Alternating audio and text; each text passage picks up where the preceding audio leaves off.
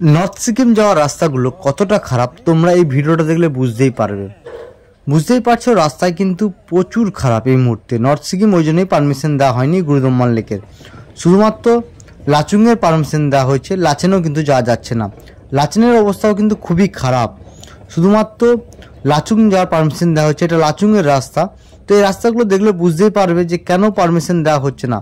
লাচুংয়ের রাস্তা যদি এত খারাপ হয় তাহলে লাচেন যেতে আরও রাস্তাটা খারাপ। তো সেই জন্য কিন্তু এখনও পারমিশন দেয়নি। রোড ঠিকঠাকভাবে তৈরি হয়নি, কাঠের ব্রিজগুলো সেভাবে ঠিকঠাকভাবে তৈরি হয়নি।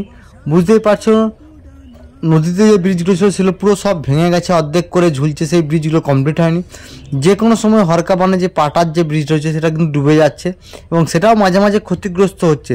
যেমন পরশু দিন হঠাৎ বানে কিন্তু পাটার ব্রিজটা বন্ধ হয়ে গেছিলো, কালকে কোনোরকমভাবে মেরামতি করে আবার কিন্তু গাড়ি চলাচল করা হচ্ছে।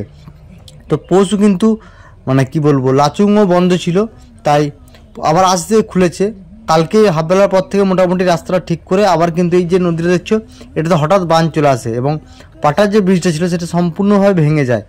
কিন্তু যা হোক কোনোভাবে মেরামতি করে আবার পুনরায় লাচেন যাওয়ার জন্য রাস্তাটা চালু করে দেওয়া হয়েছে। লাচেনের রাস্তা কিন্তু খোলা আছে, মাঝখানে একদিন হাফবেলা বন্ধ ছিল।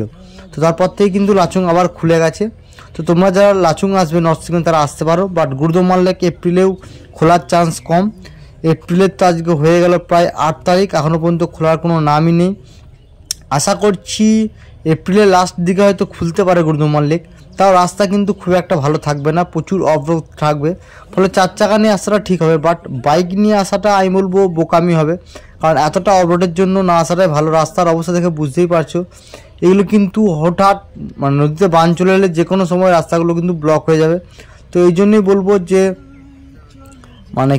রাস্তা যতক্ষণ না ব্রিজগুলো ঠিকঠাকভাবে কমপ্লিট হচ্ছে ততক্ষণ কিন্তু না আসাটাই ভালো। এবং তোমরা যদি এরকম ইনফরমেশন ভিডিও দেখতে পাও প্লিজ চ্যানেলটাকে সাবস্ক্রাইব করো, লাইক করো, কমেন্ট করো। তোমরা কেউ চ্যানেলটাকে সাবস্ক্রাইবই করছো না, তোমরা কন্টিনিউ প্রতিদিন প্রায় ভিডিও দেখছো অনেকেই, বাট চ্যানেলটাকে সাবস্ক্রাইব করছো না। তাহলে আমরা প্রতিদিন এজেন্ট থেকে আসছে ভিডিও নিয়ে তোমাদেরকে দেখানোর চেষ্টা করছি, অথচ তোমরা কিন্তু সেই ভিডিওগুলোর যে কষ্টটা আমরা করছি সেটা কিন্তু তোমরা করছো না।